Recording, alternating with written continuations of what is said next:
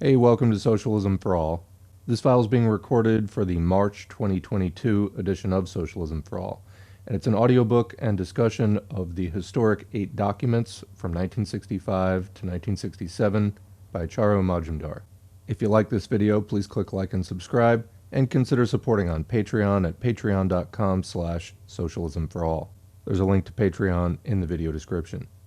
So the last video that I put up on the channel was a file called People's War Has Shattered the Hesitations of the Women of Dandakaranya by Anuradha Gandhi.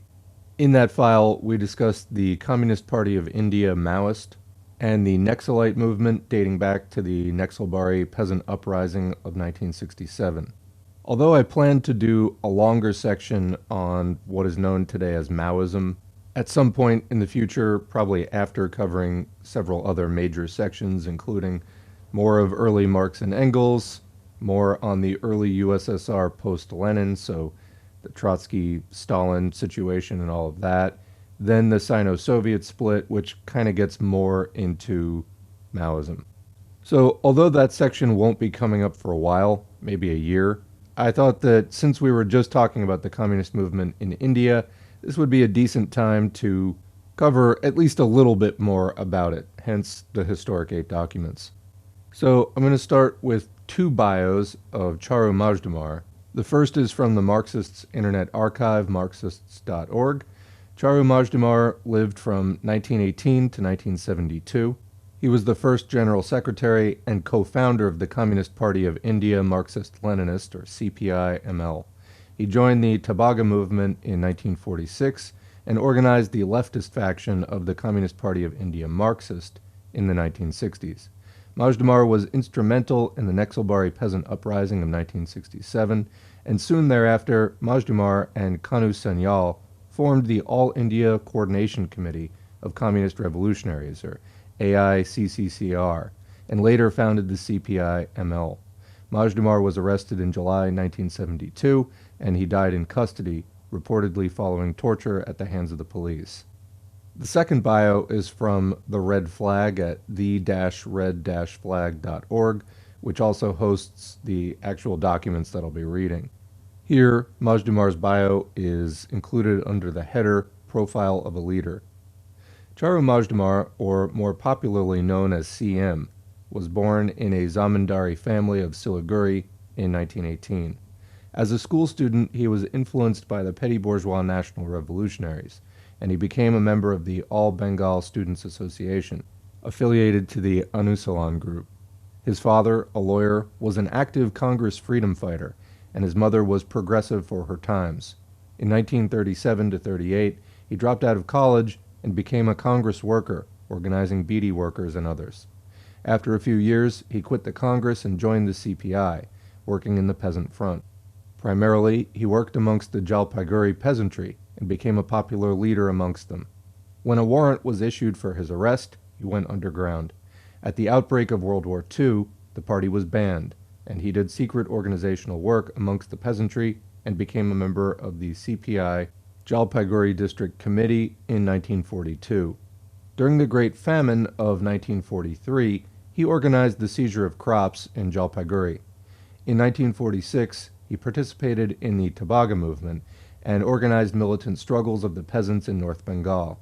This movement had a profound impact on him and shaped his vision on armed peasantry developing a revolutionary movement. Later, he worked amongst the tea garden workers of Darjeeling district. In 1948, the CPI was banned, and he spent the next 3 years in jail. In January 1954, he married Laila Majumdar Sengupta, a CPI cardholder from Jalpaiguri. They shifted to Siliguri, which remained the center of his activity. His ailing father and unmarried sister lived there under severe financial constraints, having lost their ancestral property.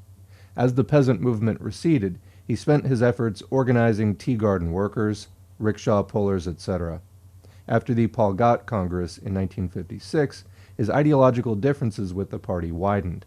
Severe financial constraints added to his depressing conditions. But the Great Debate in the international communist movement lifted his spirits. During the Indochina War, he was again put in jail. Though he joined the CPI Marxist in the split, he found the leadership dodging the key ideological questions. In 1964 to 65, he was sick and devoted time to studying and writing about communism and Mao's thought. It was here that he developed his ideas, which were recorded in his writings and speeches of 1965 to 67, subsequently known as the Historic Eight Documents, which formed the political ideological basis for the emergence of the Naxalite movement. So that bio here is credited to the Communist Party of India Marxist-Leninist People's War, 30 Years of Naxalbari, 1997, Vanguard Publications. So one more note before we get into the documents themselves. It said that after the Polgat Congress in 1956, his ideological differences with the party widened, severe financial constraints added to his depressing conditions, but the Great Debate, and this is capitalized, proper noun, Great Debate, in the international communist movement lifted his spirits. So what is the Great Debate? It's kind of important actually for understanding the historical context of these documents. So what was going on around this time, mid-1950s, in the international communist movement?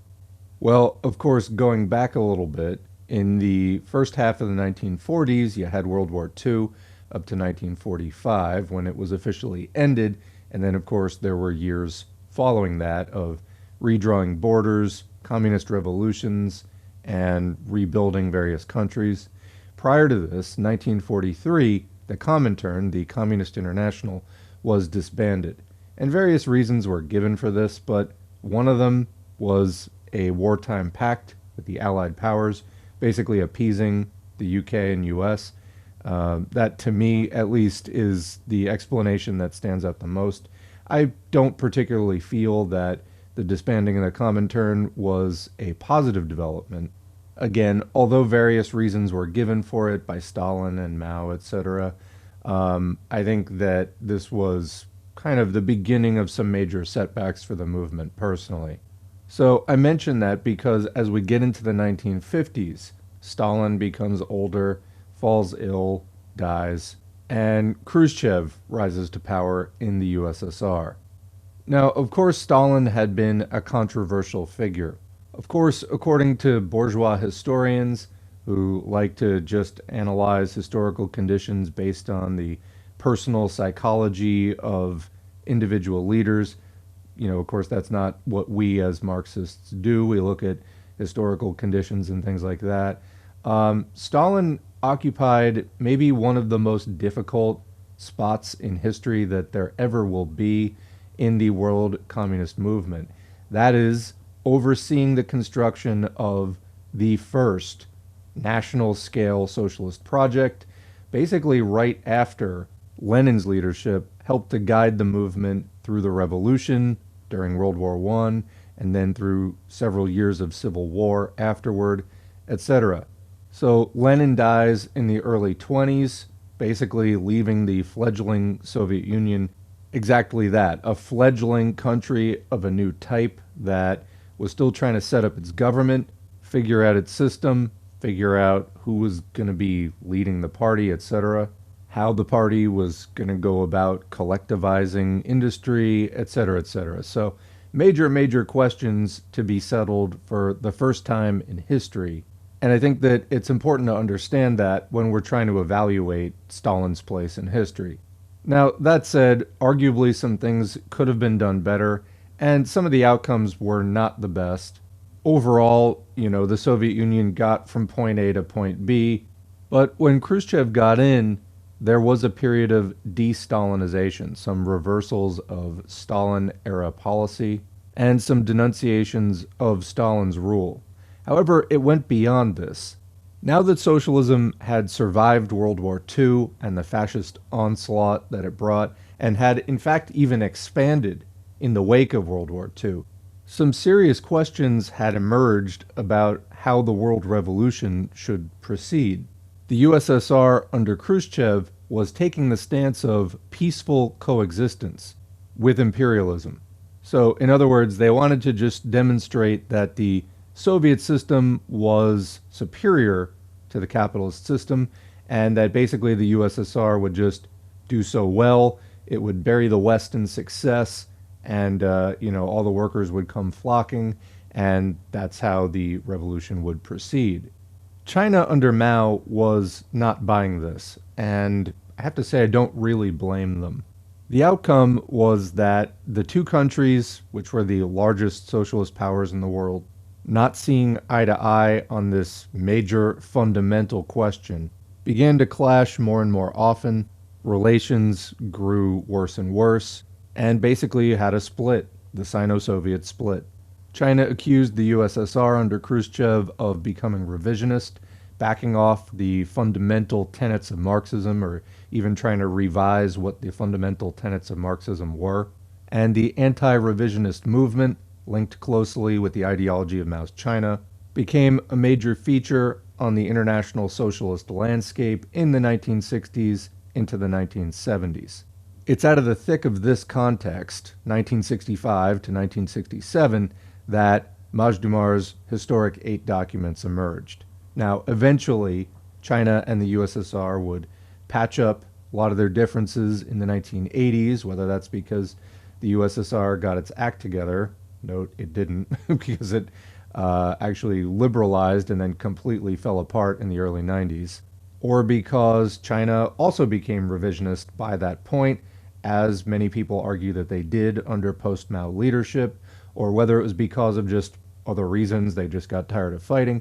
Whatever was the case, they did patch up these differences eventually, but then again the USSR ceased to exist, so no longer an issue.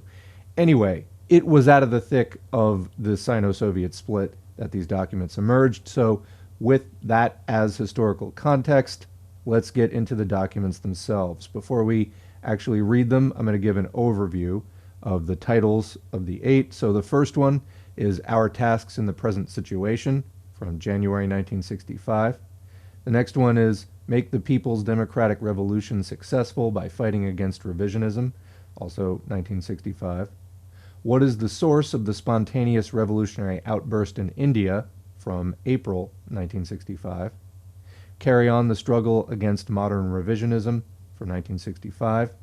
What Possibility the Year 1965 is Indicating from 1965. Take This Opportunity to Build Up Armed Partisan Struggle by Fighting Against Revisionism from 1966.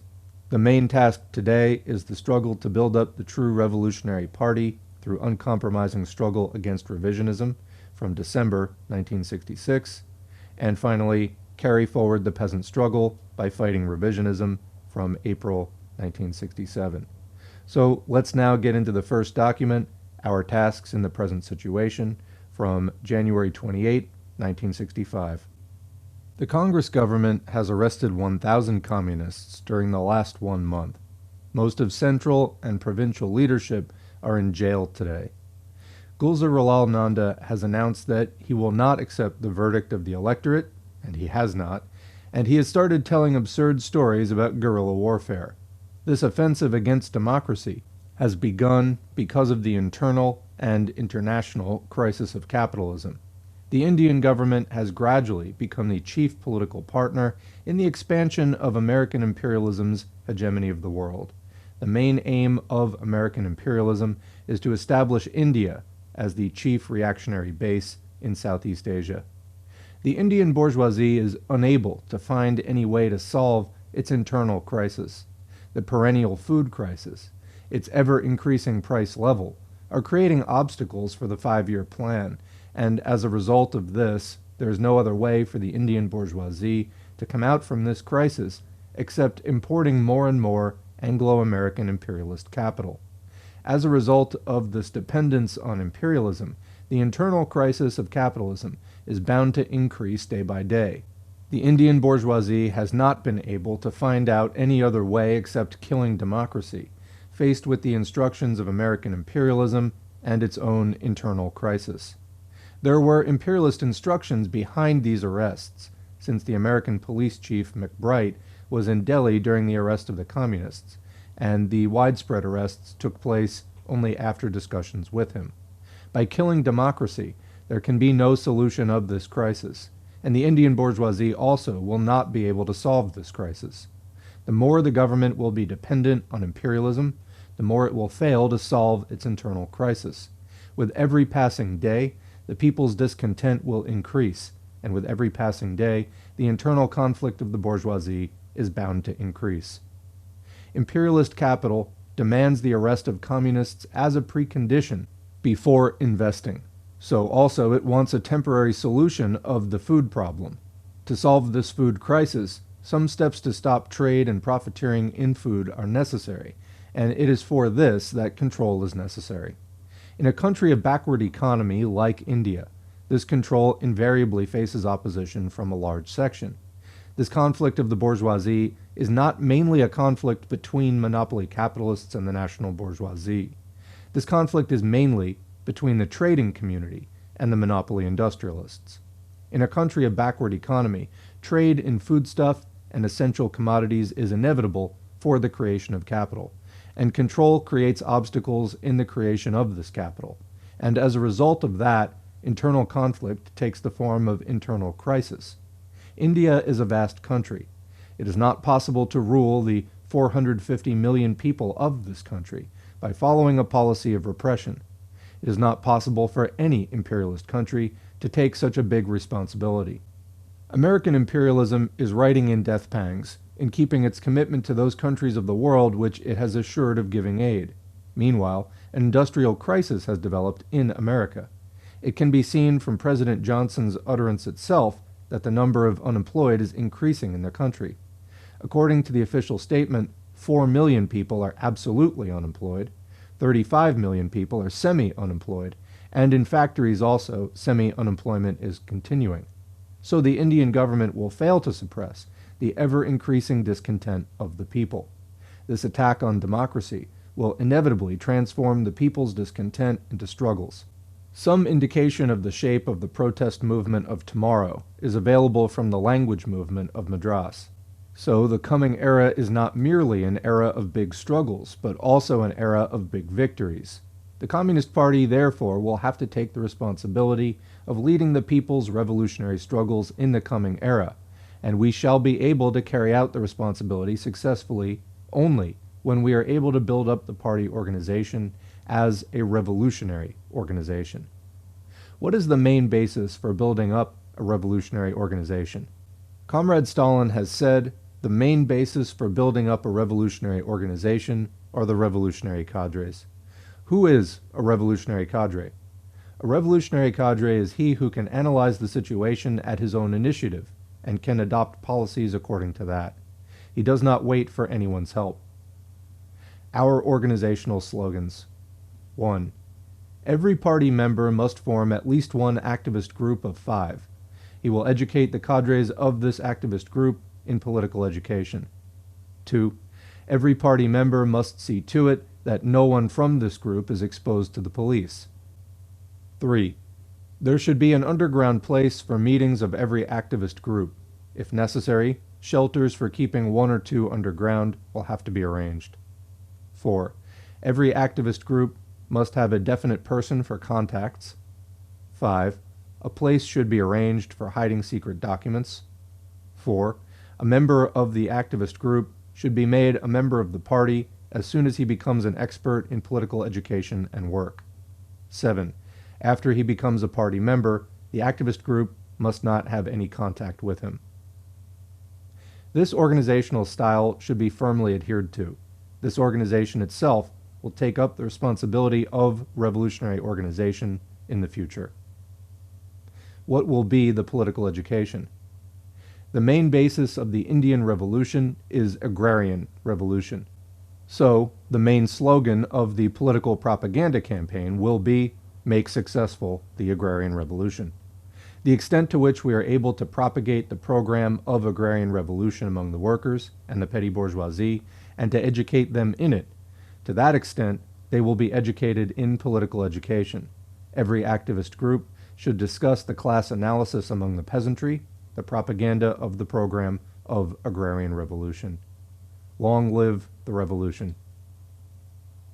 And that's the end of the first of the 8 historic documents. Now on to the second, titled, Make the People's Democratic Revolution Successful by Fighting Against Revisionism.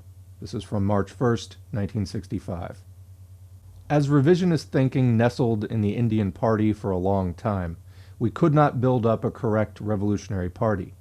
Our primary task today is to build up a correct revolutionary party, fighting uncompromisingly against this revisionist thinking. 1.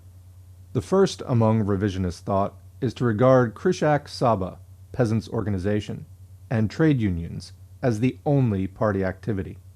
Party comrades often confuse the work of peasants' organization and trade union with the political work of the party. They do not realize that the political tasks of the party cannot be carried out through the peasants' organizations and trade unions. But it should be remembered at the same time that the trade union and the peasants' organizations are one of the many weapons for serving our purpose. On the other hand, to regard peasants' organization and trade union work as the only work of the party can only mean plunging the party into the mire of economism. The proletarian revolution cannot be made successful without an uncompromising struggle against this economism. This is the lesson that Comrade Lenin has given us. Comment there, what is economism? This is when you focus solely on improving wages, conditions of the job, things like that, without regard to ending capitalism or revolution. Socialists usually focus on both, improving short-term conditions while also keeping an eye on ending the system which causes the exploitation in the first place, capitalism. Continuing. 2. Some comrades think, and are still thinking today, that our political task ends with the launching of a few movements on demands, and they regard a single victory through these movements as a political victory of the party. Not only that, these comrades seek to confine the responsibility of carrying out the political tasks of the party within the limits of these movements only. But we, the true Marxists, know that carrying out the party's political responsibility means that the final aim of all propaganda, all movements, and all organizations of the party is to establish firmly the political power of the proletariat. It should be remembered always that if the words seizure of political power are left out, the party no longer remains a revolutionary party. Although it will remain a revolutionary party in name then, it will actually be reduced to a reformist party of the bourgeoisie. When speaking of seizure of political power, some mean the center. They think that with the gradual expansion of the limits of the movement, our only aim will be to capture power centrally.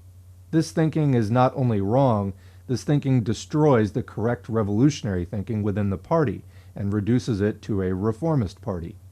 At the World Trade Union Congress in 1953, the well-tested and well-established Marxist leader of China, member of the Central Committee of the Communist Party of China, asserted firmly that in the coming days, the tactics and strategy of the unfinished revolution of Asia, Africa, and Latin America will follow the footsteps of China.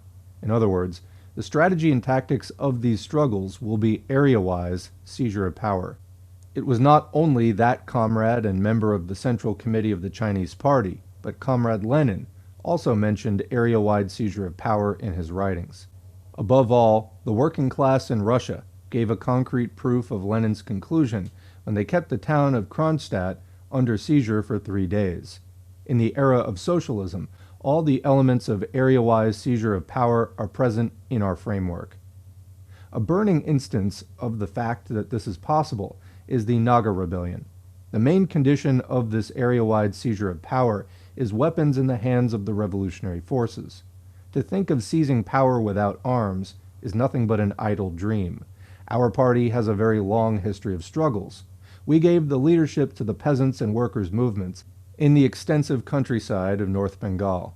Naturally, we shall have to examine and analyze the movements of the past and draw lessons from them, and we shall have to move forward anew in the present revolutionary era. Analysis of the concrete events and experiences of the Tabaga movement in 1946 and 1947. The participant peasants in this movement numbered about 6 million. It should be remembered that in the entire peasant movement, this was a golden era. In the massiveness of the movement, in the intensity of emotions, in the expression of class hatred, this movement was the highest stage of class struggle. To help understand that stage, I am citing a few moving instances of that movement. Quote, a day's event. I was then living underground in the interest of the movement. I have personally witnessed the tide of the revolutionary movement. I have seen how a single little note made a man 10 miles away come running like a madman. On the other hand, I have also seen standing beside the husband a newlywed young Muslim woman who was subjected to demonic, barbarous assault by the class enemy. I have heard the pathetic appeal of that unarmed husband. "Comrade, can't you take revenge?" The very next moment, I have seen the intense hatred of the exploited against the exploiter, have seen that awful spectacle of killing a living man in cold blood by twisting his throat. Unquote. Comrades, the above-mentioned incidents demand from us some analysis.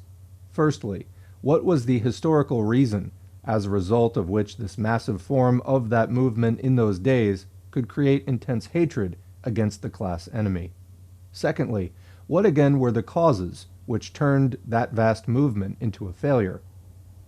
First, it was the slogan of seizure of political power that created the massive form of that movement of those days, created the intense hatred against the class enemy. On the opposite side, it was this slogan that made the class enemy adopt his class role. It is the expression of this that we find in the barbaric rape of the young peasant woman and the beastly violent attack to smash the movement. On the other hand, the peasants also did not hesitate to attack the class enemy. This raises the question, why couldn't power be seized even after this? It couldn't be seized for one reason only.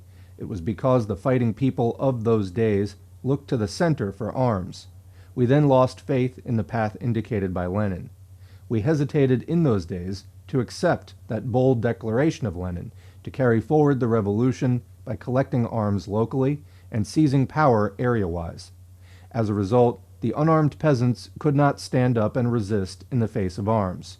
Even those who fought defying death had also to retreat finally. The lesson that has to be drawn from the mistakes of those days is that the responsibility of collecting arms lies with the local organization, not with the center. So the question of collecting arms will have to be put up before every activist group from now on.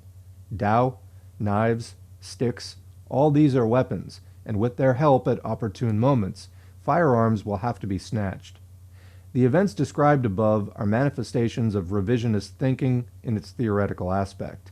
Now, from the organizational point of view, those mistakes will have to be found out which were hurdles in the way of a correct leadership of the vast movements of those days, so that they may not find a nest afresh in the Revolutionary Party.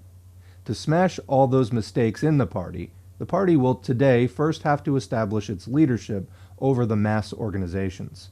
For a review of the history of the party over a long period would reveal that as a result of the revisionist thinking of regarding leaders of trade unions and peasant organizations, Krishak Saba, as the real representatives of the people, the party was reduced to a party of a few individuals. Because of this thinking, the party's political activities became inert, and the proletariat also became deprived of a correct revolutionary leadership.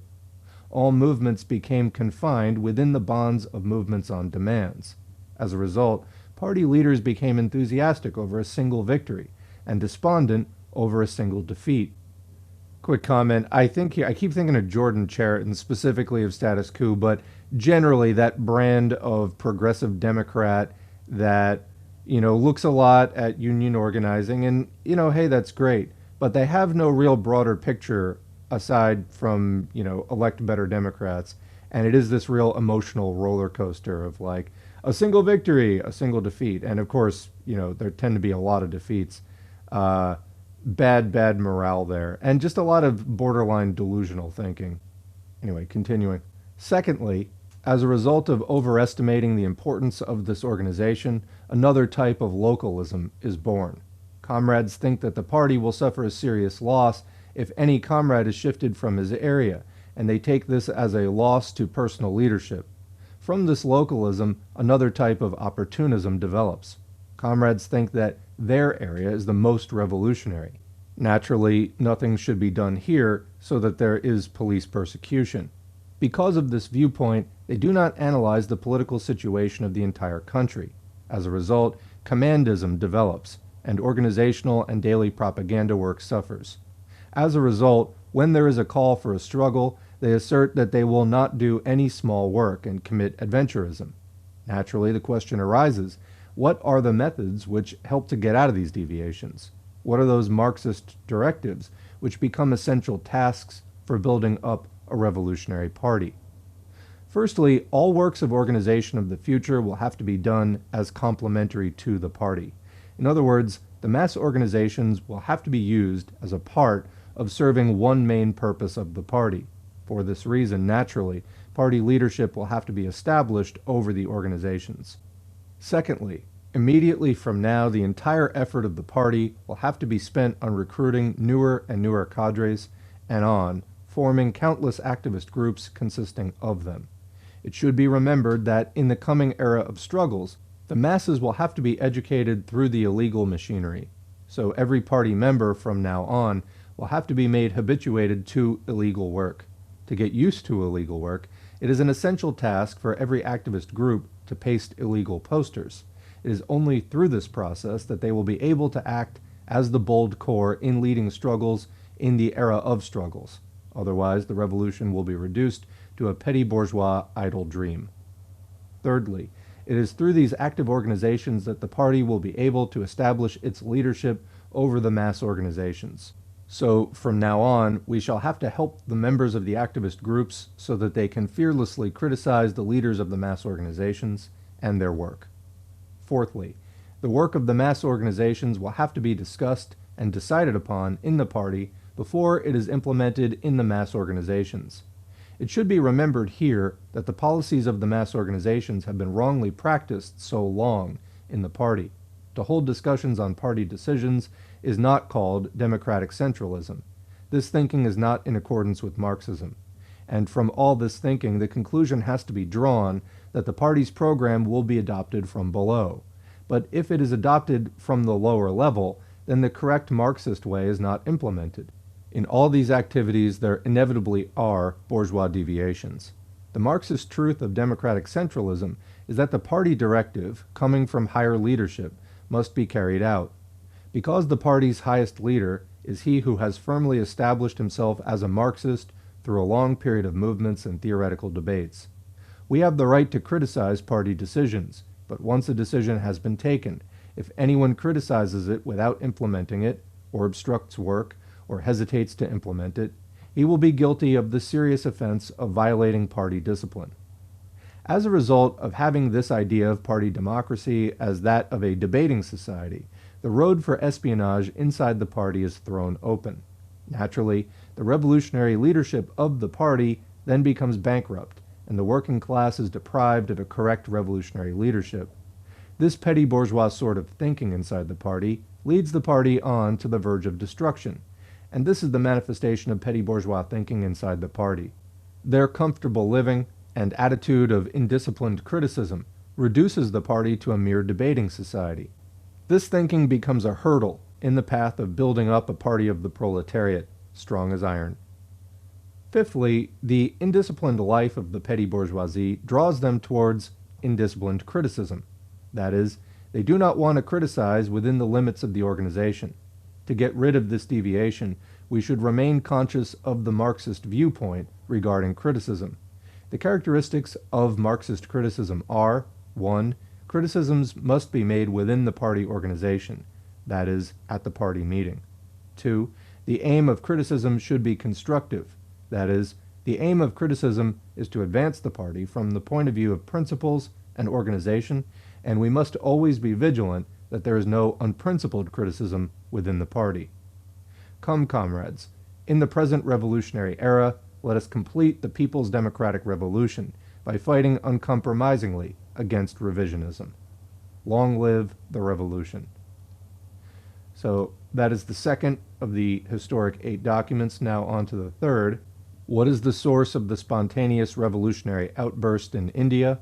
This is dated April 9, 1965. Comrades, 2 events occurred in the world in the era after the Second World War. As on the one hand, the naked form of the defeat of the so-called fascist powers was exposed before the people, so also, on the other, the world socialist state system under the leadership of Comrade Stalin created confidence in the minds of the people. As a result, A spontaneous revolutionary outburst was witnessed throughout the entire world. Above all, the success of the Chinese Revolution in 1949, without the war itself, brought about a new revolutionary high tide in the midst of this spontaneous outburst about which the Communist Party of India could never make a correct assessment. As a result, the revolutionary change in the whole of Asia, Africa, and Latin America brought about by this great revolution was never noticed by us. Hence, we failed to understand the significance of this bold revolutionary slogan, the clarion call of the 650 million revolutionary people. See, we have, on our own, taken ourselves on to the path of socialism. No, even U.S. imperialism failed to check the tremendous motion of our irresistible revolutionary current.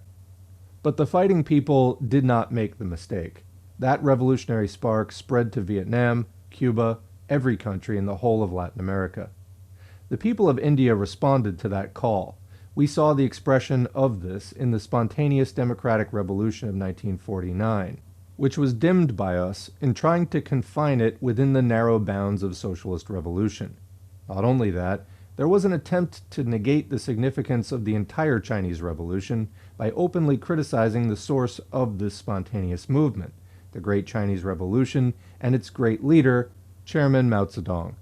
Above all, later on, it was as a consequence to the denial of this Chinese Revolution that the slogan was raised within the party that the revolution will be achieved not through the Chinese path, but only through a truly Indian path.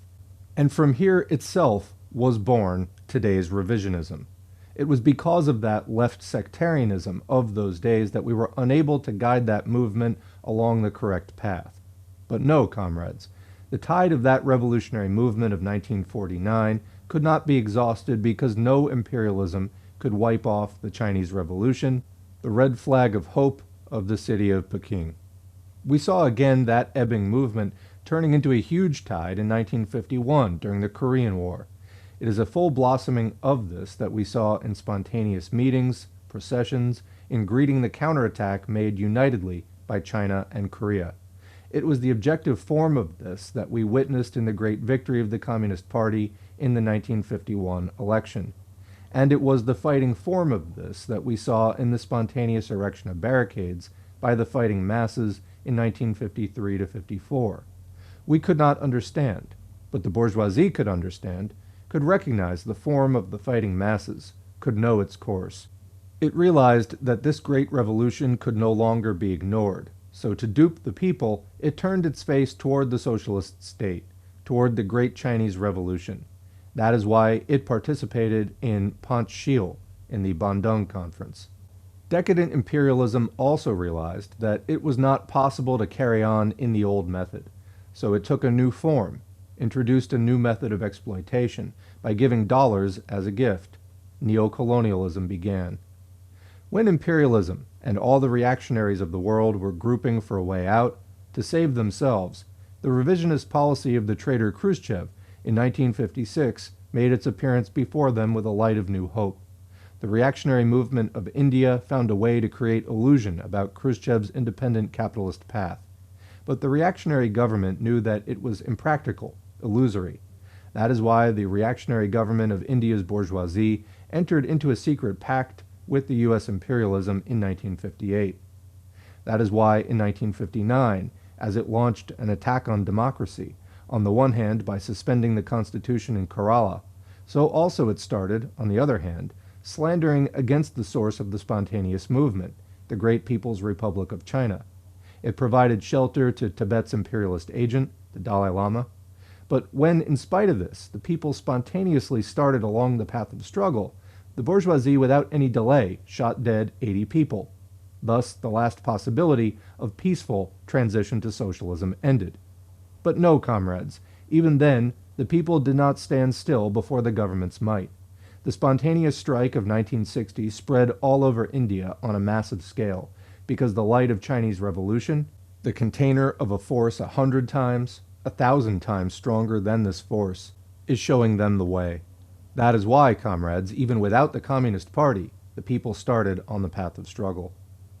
When the fighting people of this spontaneous struggle, being defeated with arms, were thinking of still harder struggle, The slogan of alternative government of 1962 could not create revolutionary enthusiasm in their minds, because they wanted a reply to the question, what will happen if the Kerala episode is repeated in Bengal? We could not give a correct answer to this question. We could not put forward this correct and bold slogan at that time. In the event of the Kerala episode recurring in Bengal, it is armed struggle that would be the only way of overthrowing the government. But the bourgeoisie did not make any mistake in noticing the image of the militant masses. That is why, in 1962, the panic-stricken Indian government attacked the source of the struggle of the fighting masses. It attacked the great Chinese democracy. But two events occurred as a result of which the bourgeoisie itself dug its grave.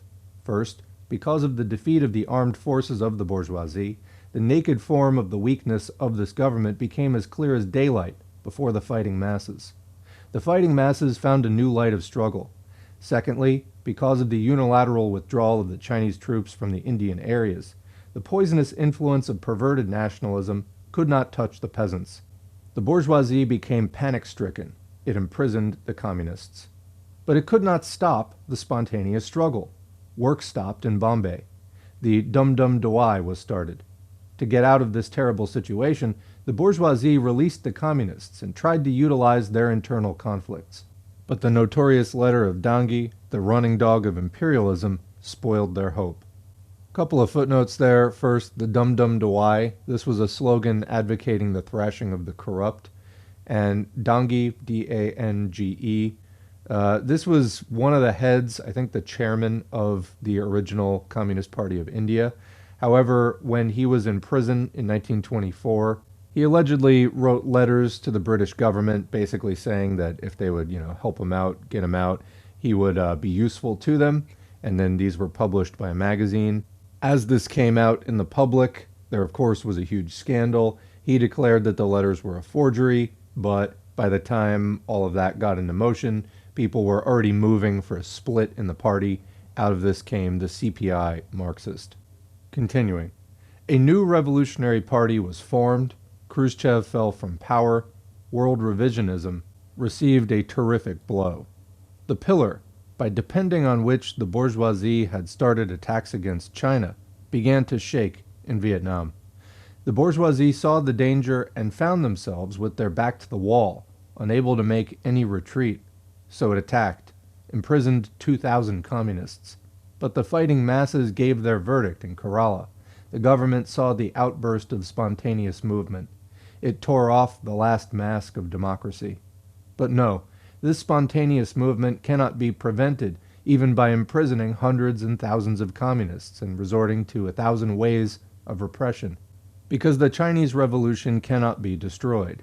No stormy wind can put off the light of that revolution. The delirious bourgeoisie knows that, so it has started raving about its own weak spots. It is trembling, imagining an organization being formed within the military. It has started seeing the ghost of Telangana. Yes, comrades, today we have to speak out courageously, in a bold voice before the people, that it is the area-wise seizure of power that is our path. We have to make the bourgeoisie tremble by striking hardest at its weakest spots. We have to speak out before the people in a bold voice. See how poor, backward China, within 16 years, has, with the help of the socialist structure, made its economy strong and solid. On the other hand, we have to expose this traitorous government, which has, within 17 years, turned India into a playground of imperialist exploitation. It has converted the entire Indian people into a nation of beggars to the foreigners. Come, comrades, let all toiling people unitedly prepare for armed struggle against this government under the leadership of the working class, on the basis of the program of agrarian revolution. On the other hand, let us lay the foundation of the new People's Democratic India by building liberated peasant areas through peasant revolts. Let us together, shoulder to shoulder, roar, long live the unity of the workers, peasants, and the toiling masses. Long live the imminent armed struggle of India. And that's the end of the third document. Now moving on to the fourth, titled Carry On the Struggle Against Modern Revisionism, dated May 1st, 1965. We shall have to carry on daily the struggle against revisionism, adopting the tactics of area-wise seizure of power. Certain revisionist ideas are firmly rooted inside the party. We shall have to carry on the struggle against them. We are discussing some questions here. 1. The question that has assumed importance today in the struggle against revisionism is the complete support given by the Soviet leadership to the reactionary ruling class of India. They have announced that they will give India a certain amount of aid during the fourth five-year plan. The idea that Soviet aid is strengthening India's independence is extremely wrong, for there is no class analysis behind this. We shall have to place clearly before the people our views against this support. If support is given to the government of India, which is following the path of cooperation with imperialism and feudalism, it is the reactionary class which is strengthened. So Soviet aid is not strengthening the democratic movement of India, but is increasing the strength of the reactionary forces in cooperation with US-led imperialism and the Soviets. It is the Soviet-US cooperation of modern revisionism that we are observing in India, a satanic association against the people's liberation struggles in the future. We are seeing from our experience in India that the dominance of the big monopolists exists on the production of the big industries that have grown in the public sector with Soviet aid. So the state will not be able to control the power of the monopolist employers through public sector industries. It is the monopolist employers who are controlling the production of the public sector industries. Our experience is the same in both the cases of steel and petroleum. 2. The question that has become important to us today is bourgeois nationalism. This nationalism is extremely narrow, and it is narrow nationalism that is today the biggest weapon of the ruling class. This weapon they are using not only in the case of China, but also on any question like Pakistan, etc. By raising the goal of national unity and other slogans, they want to preserve the exploitation of monopoly capital. We should remember that the sense of unity of India has arisen as a result of the anti-imperialist movement. As the Indian government is carrying on compromising with imperialism, that sense of unity is being struck at its root. There is only one aim at the root of the slogan of unity given by the present ruling class, and that is unity for the exploitation by monopoly capital. So this slogan of unity is reactionary, and Marxists must oppose this slogan. The slogan, Kashmir is an inalienable part of India, is given by the ruling class in the interest of plundering. No Marxist can support this slogan. It is an essential duty of the Marxists to accept the right of self-determination by every nationality. On the questions of Kashmir, Nagas, etc., the Marxists should express their support in favor of the fighters. The consciousness of a new unity will come in the course of the very struggle against this government of India of imperialism, feudalism, and big monopolists, and it is in the interest of the revolution that it will be necessary to keep India united then. That unity will be a firm unity. It is from this consciousness of nationality that there have been struggles in South India against the imposition of Hindi, and 60 people have lost their lives in this year of 1965.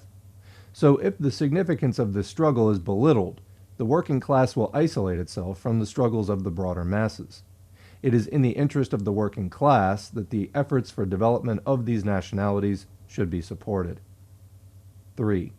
Establishing class analysis in the peasants' movement. At the present stage of the revolution, the entire peasantry is the ally of the working class, and this peasantry is the biggest force of the People's Democratic Revolution of India, and it is by keeping this in mind we shall have to march forward in the movement of the peasantry. But all peasants do not belong to the same class. There are mainly 4 classes among the peasants: rich, middle, poor, and landless, and there is the rural artisan class. There are differences in their revolutionary consciousness and ability to work according to the conditions. So Marxists must always try to establish the leadership of the poor and landless peasants over the entire peasant movement. The mistake that is often made while analyzing the class of the peasants is to determine it on the basis of the title deeds of land. This is a dangerous mistake. It has to be analyzed on the basis of their earning and level of living. The peasant movement will become militant to the extent that we establish the leadership of the poor and landless peasants over the entire peasant movement. It should be remembered that whatever fighting tactics is accepted on the basis of the support of the broad peasantry, it can never be in any sense adventurism. It should be remembered that all these years, basing ourselves on the support of the non-peasantry, we have looked for narrowness of the peasant movement, and whenever repression came, we thought that there must have been some adventurism. It should be remembered that no movement of the peasants on basic demands will follow a peaceful path. For a class analysis of the peasant organization, and to establish the leadership of the poor and landless peasants, the peasantry should be told in clear terms that no fundamental problem of theirs can be solved with the help of any law of this reactionary government. But this does not mean that we shall not take advantage of any legal movement. The work of open peasant associations will mainly be to organize movements for gaining legal benefits and for legal changes. So among the peasant masses, the most urgent and the main task of the party will be to form party groups and explain the program of the agrarian revolution and the tactics of area-wise seizure of power. Through this program, the poor and landless peasants will be established in the leadership of the peasant movement. 4. From 1959, on every democratic movement of India, the government has been increasingly launching violent attacks. We have not given leadership to any active resistance movement against these violent attacks. We gave the call for passive resistance in the face of these attacks, like the morning procession after the food movement, among such instances. We shall have to remember Chairman Mao Zedong's teaching. Mere passive resistance against repression drives a wedge in the fighting unity of the masses and invariably leads to the path of surrender.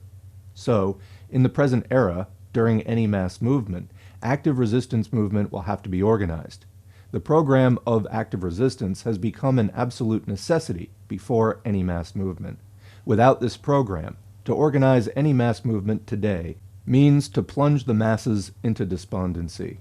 As a result of the passive resistance of 1959, it was not possible to organize any mass rally on the demand for food in Calcutta in the years 1960 to 61.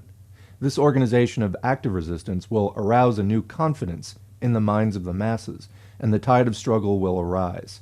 What do we mean by active resistance? First, preservation of cadres. For this preservation of cadres, proper shelters and a communication system are necessary.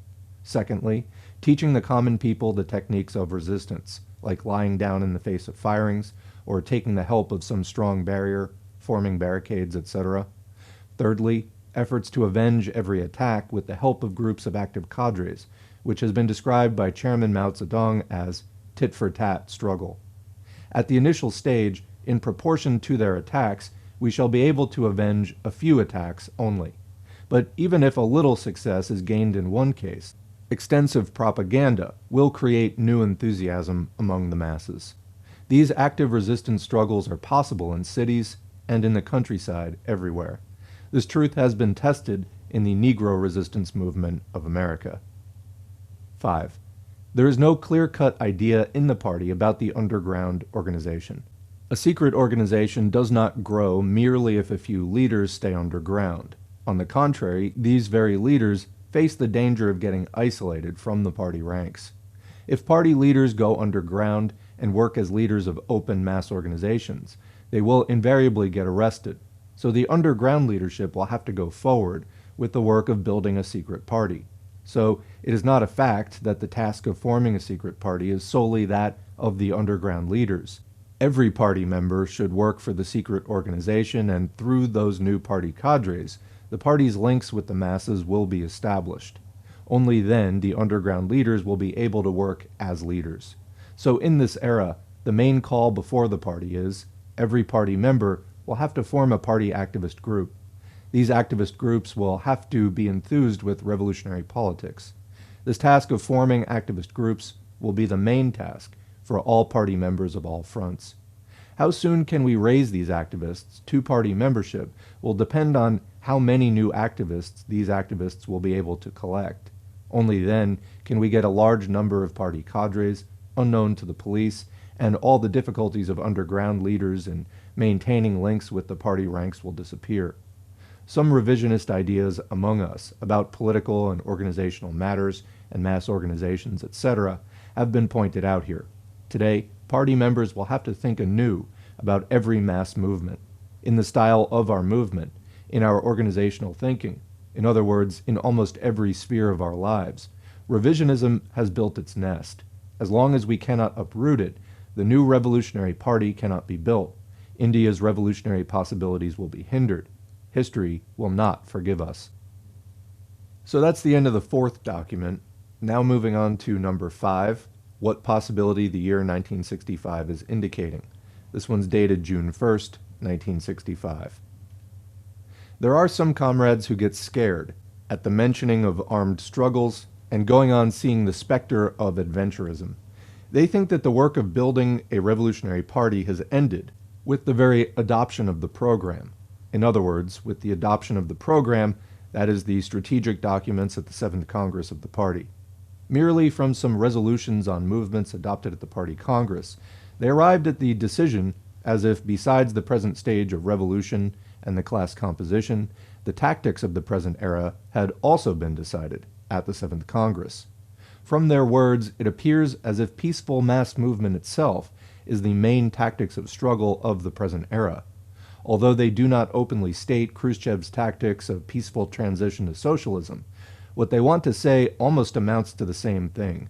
They want to say that there is no possibility of revolution in India in the near future. So at present, we shall have to move along the peaceful path. In the era of worldwide struggle against revisionism, they cannot openly state the revisionist decisions, but they are abusing as adventurist and police spies anyone who is speaking of armed struggle. Yet, even if we leave out the mass movement of Kashmir, the government has killed at least 300 people during the last 8 months. The number of prisoners has risen to several thousands, and one after another, the states have been shaken by mass movements. What programs are we placing before these agitators? Nothing. On the other hand, we are dreaming. Under our leadership, organized peaceful mass movements will grow up. This itself is a shameless instance of revisionism. We are still unable to realize that in the present era we cannot build up peaceful mass movements, for the ruling class will not give us, and is not giving us either, such an opportunity. We should have drawn this very lesson from the tram fare resistance movement, but we're not taking that lesson. We've become anxious to organize satyagraha movements. We are not realizing that in the present era, this satyagraha movement is bound to fail. It does not mean that satyagraha movements are altogether outmoded today. All types of movements have to be carried on at all ages, but the form of the main movement depends on the ruling class. The present feature of our age is that the government is fighting every movement by violent attacks. So for the people, the armed resistance movement has appeared as the most important necessity. So in the interest of mass movements, the call should be given to the working class, the fighting peasantry, and every fighting people. 1. Take to arms. 2. Form armed units for confrontation. 3. Politically educate every armed unit. Not to give this call means pushing without any consideration the unarmed masses to death. The ruling class wants that, for in this way they can break the strength of mind of the fighting masses. The agitated masses today attack railway stations, police stations, etc. Innumerable agitations are bursting forth upon government buildings or on buses, trams, and trains. This is like that Luddites' agitation against machines. The revolutionaries will have to give conscious leadership, strike against the hated bureaucrats, against police employees, against military officers. The people should be taught repression is not done by police stations, but by the officers in charge of police stations. Attacks are not directed by government buildings or transport, but by the men of the government's repressive machinery, and against these men that our attacks are directed. The working class and the revolutionary masses should be taught that they should not attack merely for the sake of attacking, but should finish the person whom they attack. For if they attack only, the reactionary machinery will take revenge. But if they annihilate, everyone in the government's repressive machinery will be panic-stricken. We should remember that the teaching of Chairman Mao Zedong is, "The enemy's armory is our armory." To build up that armory, the working class should take the lead. It should give leadership to the peasantry in the villages, and those very armed units will be transformed into guerrilla forces in the future. If these armed units are also trained in political education, they themselves can build base areas for struggles in the countryside. Only through this method can we make successful the People's Democratic Revolution. By forming these fighting units among the working class and the revolutionary classes, we will be able to build up that revolutionary party, the party which can stand firmly on revolutionary Marxism-Leninism and can carry out the responsibility of the coming age. The government is failing to supply food to the people, so the people have become agitated. So it is in the interest of the reactionary bourgeoisie of India that India has attacked Pakistan. The U.S. imperialist plan of the World War is also operating behind this war. By attacking Pakistan, the ruling class again wants to create a tide of bourgeois nationalism. But this time, it is clear like daylight that India alone is the aggressor. So, as a result of the defeat of the Indian army, the anti-government struggle will fast crystallize among the masses. So Marxists want today that the aggressive Indian army should be defeated. This defeat will create new mass agitations. Not merely wishing that they should be defeated, Marxists at the same time should make efforts so that this defeat becomes imminent. In every province of India, agitations should be created on the lines the mass agitation in Kashmir is advancing. The ruling class of India is trying to solve its crisis by imperialist tactics. To resolve the imperialist war, we should advance along the path determined by Lenin, turn the imperialist war into a civil war. We should understand the significance of this slogan. If we can realize the truth that the Indian Revolution will invariably take the form of civil war, the tactic of area-wise seizure of power can be the only tactic. The tactic of seizure of power of China is the only tactics. The tactic which was adopted by China's great leader, Chairman Mao Zedong, the same tactic should be adopted by the Indian Marxists. From this year's experience, the peasants have seen that the government did not take any responsibility of providing food to the poor peasant, but on the contrary, the repressive machinery of the government was unleashed the moment the peasant masses took to the path of any movement. Over and above this, by attacking Pakistan, more borders were imposed upon the peasants. So the poor peasants should get prepared for next year. If they are deprived of the crops in the field, they will have to die of starvation next year. So prepare yourselves now. How can the struggle to preserve the crops be conducted? 1. Organize armed forces in every village. 2. Make arrangements so that these forces can collect as many arms as they can, and fix secret places to keep the arms. 3. Fix places for hiding the crops. In our past days, we did not make any permanent arrangement for hiding the crops, so most of the crops were either destroyed or fell into the hands of the enemy. So permanent arrangements should be made to keep the crops hidden. Where can they be hidden? In every country of the world, wherever the peasant fights, crops have to be hidden. For the peasant, the only place to hide the crops can be under the earth itself. In every area, every peasant will have to make a place to hide the crops under the earth. Otherwise, by no means the crops can be saved from the enemy. 4. Besides armed units, small bands of peasants should be formed to keep guard and maintain communications and other work. 5. Every unit will have to be given political education, and political propaganda should certainly be carried on. It should be remembered that it is only the political propaganda campaign that can make this struggle more widespread and strengthen the fighting spirit of the peasant. 2 to 3 months are now left for harvesting.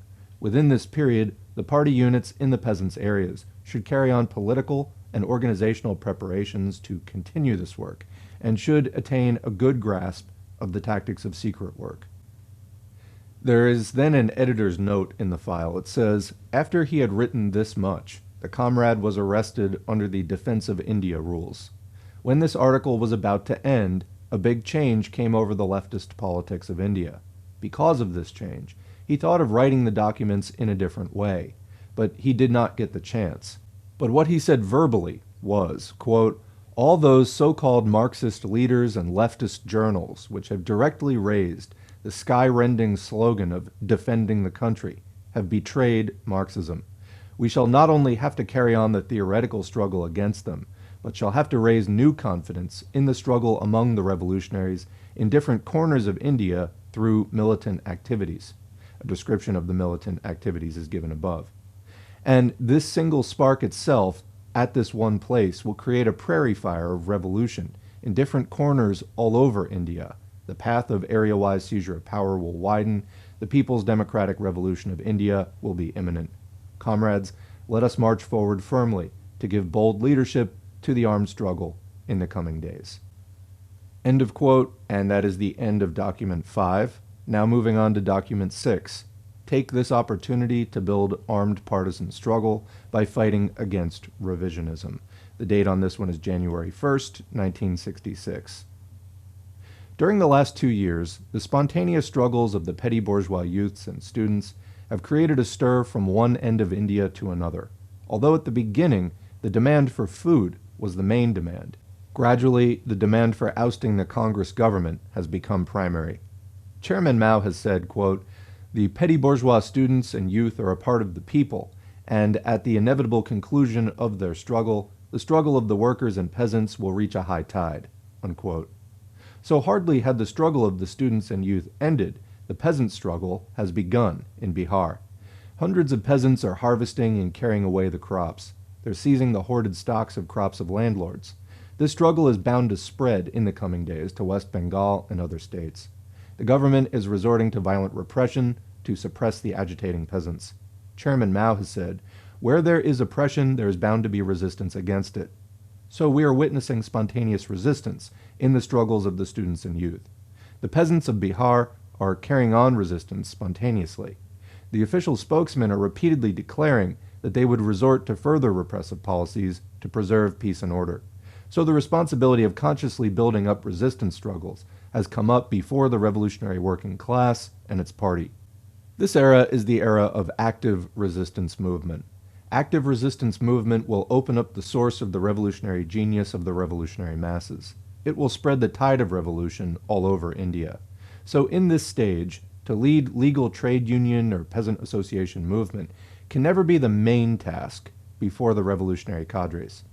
Trade union or peasant association, Kisan Sabha movement, cannot be the main supplementary force in the present age of revolutionary tide. It would not be correct to draw from this the conclusion that trade unions or peasant associations have become outmoded. For trade unions and Kisan Sabhas are basically organizations to build up unity between Marxist-Leninist cadres and working class and peasant masses. This unity will be consolidated only when Marxist-Leninist cadres move forward in the work of building up the Revolutionary Party among the working class and peasant masses with the tactics of revolutionary resistance movement. The revolutionary working class and Marxist-Leninist cadres will have to go forward in the face of peasant struggles to give active leadership to the peasant struggles through resistance or partisan struggles. The reactionary government of India has adopted the tactics of killing the masses. They are killing them through starvation or with bullets. Chairman Mao has said, "This is their class character. They launch attacks on the people even at the risk of being defeated." There are some leaders who, faced with these indiscriminate murders, get scared and seek protection. Chairman Mao has said about them, they are cowards and unworthy of revolutionary leadership. There is another group of people who boldly face death. They try to avenge every murder. They alone are revolutionaries, and it is they who can show the masses the path. Apparently, the government might look powerful because it has in its hands food and arms.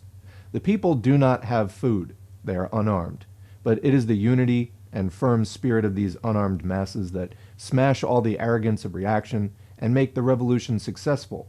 So Chairman Mao has said, the reactionary force is actually a paper tiger. In the present era, our main task will be on the basis of 3 main slogans. First, unity of workers and peasants. This unity does not mean that the workers and petty bourgeois masses will give only moral support to the peasant movement. The slogan does mean the realization that the peasants are the main force of the revolution in a semi-colonial and semi-feudal country like India, and the unity of peasants and workers can grow only on the basis of class struggle. So on the question of seizure of state power, Chairman Mao has said, it is the liberated area in the countryside which is the concrete application of workers and peasants' unity.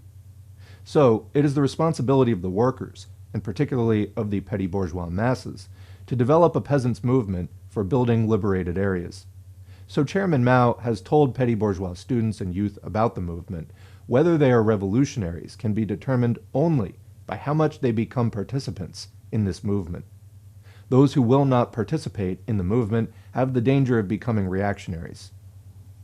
Secondly, the revolutionary resistance movement, armed struggle. The reactionary government of India has declared war against every struggle for democratic demands of the masses. Inside India, it has created a playground for imperialist and feudal exploitation, and in its foreign policy, it has turned India into a base of reaction in collaboration with imperialism and modern revisionists.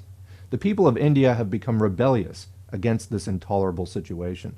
In this situation, the revolutionary resistance movement, or armed partisan struggle of the Revolutionary Marxist-Leninist Party against reaction, and the passive resistance movement of the Revisionist Party, have today become the main part of the party's politics.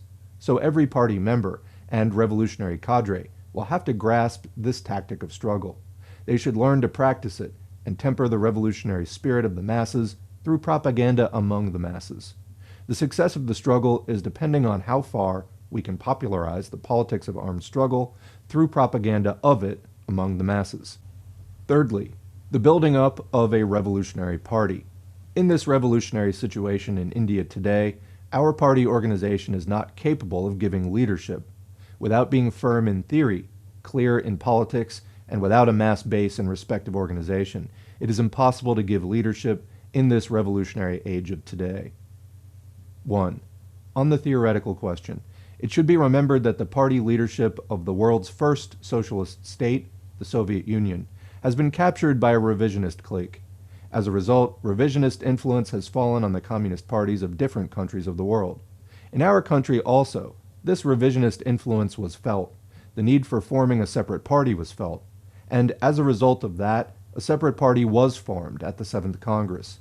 The formation of a separate party does not mean that the fight against revisionism has ended. Revisionism speaks of fighting against imperialism, feudalism, and the reactionary force, but in deeds, it widens the path of collaboration with these forces. Marxism-Leninism firmly opposes these forces, avenges their every attack, and mobilizing the masses through long-drawn struggle alone destroys these reactionary forces. The old ideas become manifest in 1. Not accepting the leadership of the great Chinese party against international revisionists. 2. In not accepting the new developing forces. 3. In not making the working class conscious of this new realization. 4. In not aiding the struggle of the peasantry, which is the main ally of the working class. 2. Political. The People's Democratic Revolution will have to be seen as the task of this movement.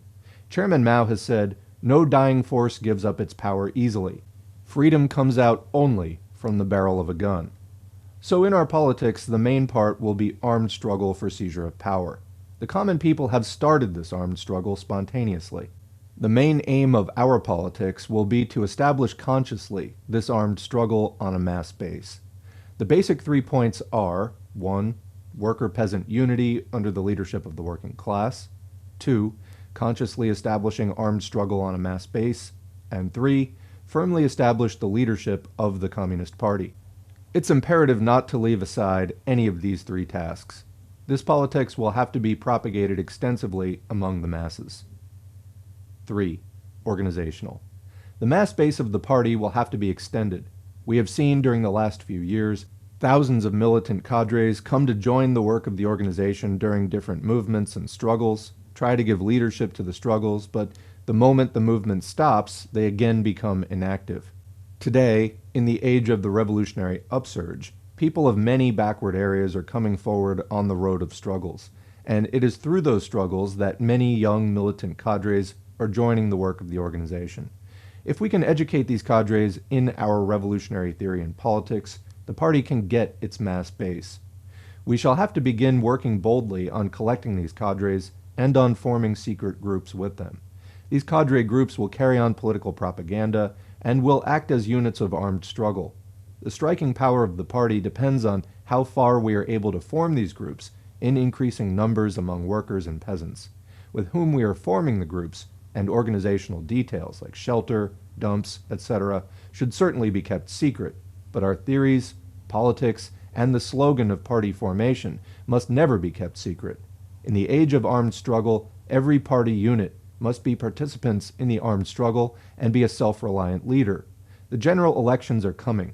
During these elections, the discontented people desire to and will listen to politics. Before the elections, every party will try to propagate their politics among the masses. We shall have to take advantage of these elections to propagate our politics. Let us not be confused by the false slogan of non-Congress democratic government. We shall have to take to the masses courageously the politics of our people's democratic revolution. That is, the politics of worker-peasant unity under working-class leadership, of armed struggle, of establishing the leadership of the party. If we fully take advantage of this, it will not be possible for any leftist leader to oppose us. We shall have to take full advantage of this opportunity. So, that's the end of document 6. Now moving on to document 7, the main task today is the struggle to build up the true revolutionary party through uncompromising struggle against revisionism, dated December 8, 1966. The party leaders, after a long imprisonment, after the party congress, for the first time had a session of the full Central Committee. The central leadership of the party, which was formed through struggles against revisionism, adopted an ideological resolution and declared bluntly that all the criticisms made against the Indian government by the Great Chinese Party were wrong. At the same time, they've stated in the resolution that criticism of Soviet revisionist leadership should not be made public now, as otherwise the people's faith in socialism will decrease. That is, the mask must not be torn off the attempt that is being made by the Soviet revisionist leadership in collaboration with the U.S. imperialism to establish world hegemony. The leader of the Great Chinese Revolution, the Communist Party of India, and its leader, Chairman Mao Zedong, are leading today the proletariat and revolutionary struggles of the world. After Lenin, Comrade Mao Zedong has today filled Lenin's position, so the struggle against revisionism cannot be carried out by opposing the Chinese Party and Chairman Mao Zedong. The purity of Marxism-Leninism cannot be maintained.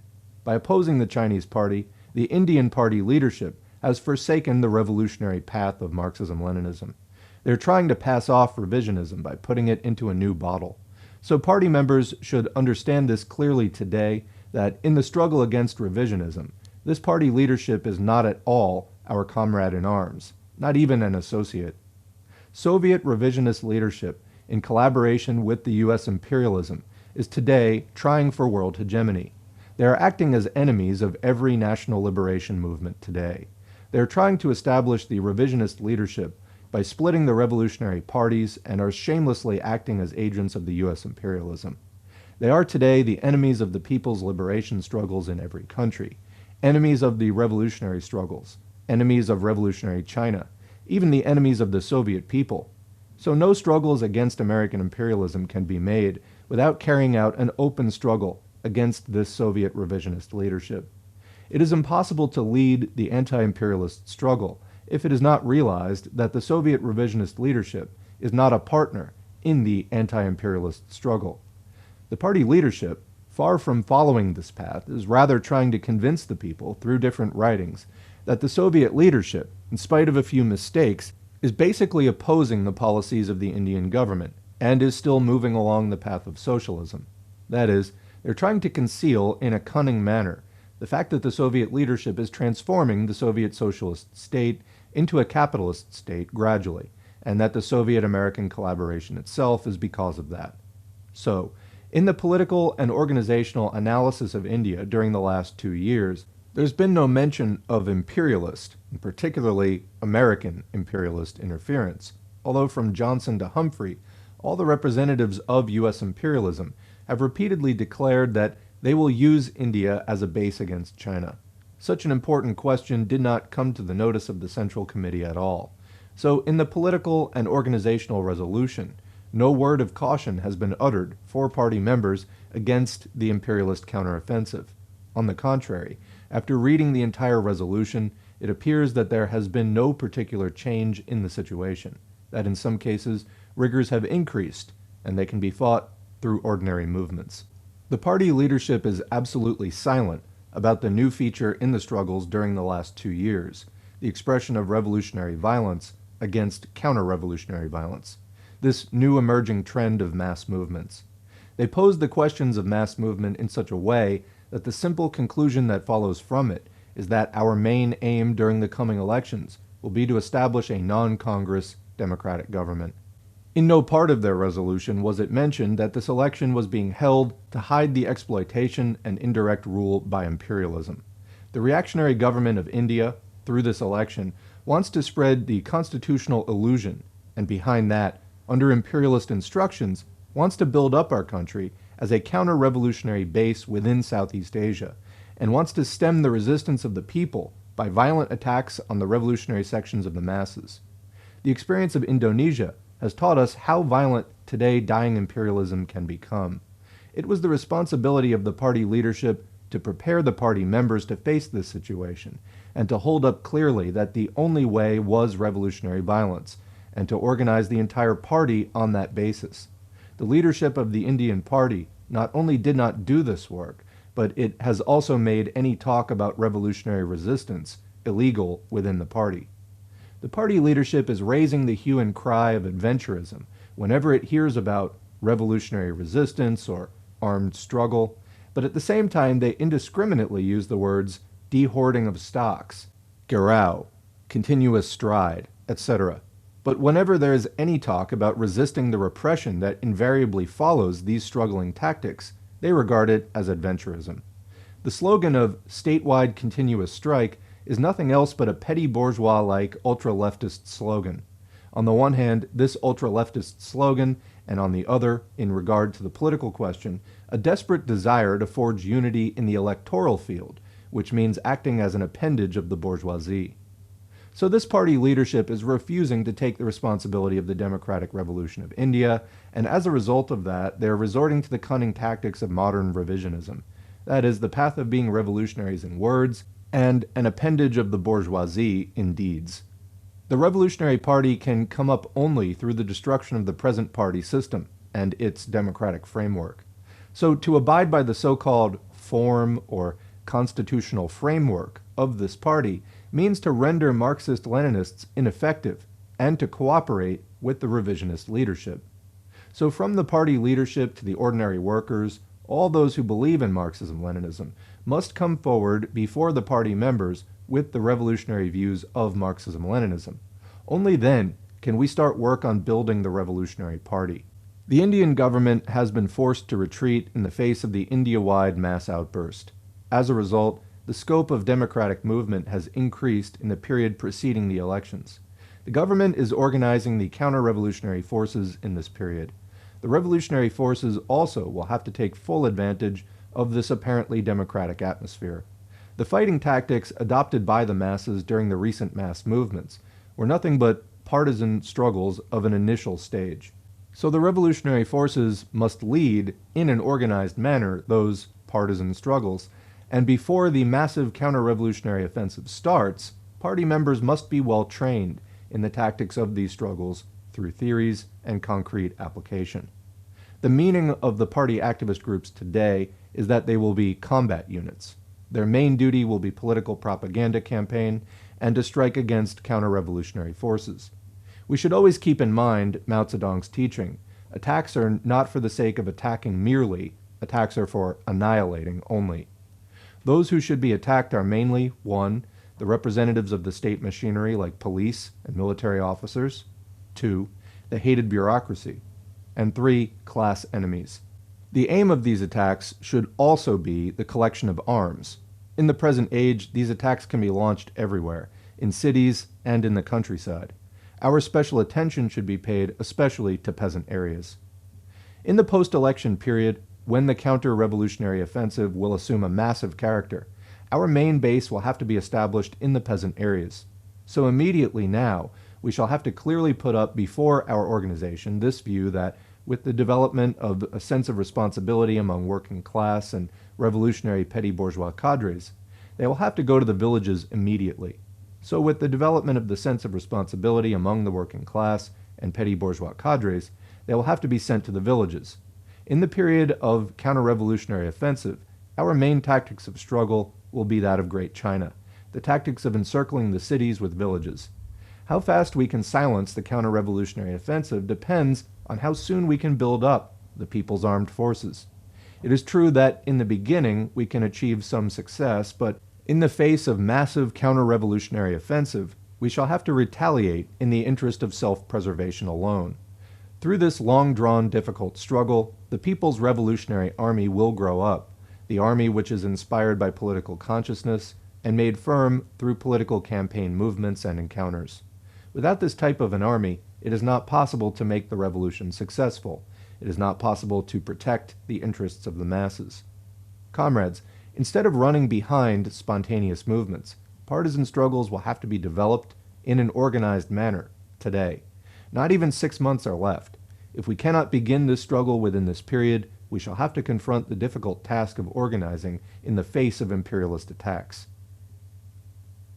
That's the end of document number 7. Now moving on to the 8th and final document, Carry Forward the Peasant Struggle by Fighting Revisionism, and this one is dated April 1st, 1967. In the post-election period, our apprehensions are being proved correct by the actions of the party leadership itself.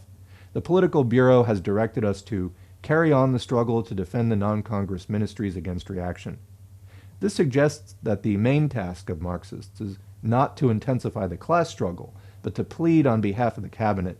So a convention of party members was convened to firmly establish economism within the working class. Immediately thereafter, an agreement for a truce in industry was signed at the cabinet's initiative. Workers were asked not to resort to garrows. What could be a more naked expression of class collaboration? Quick note there, a garrow is an encirclement or a picketing. Basically, it means surrounding a person or a building, preventing them from going anywhere by protesters.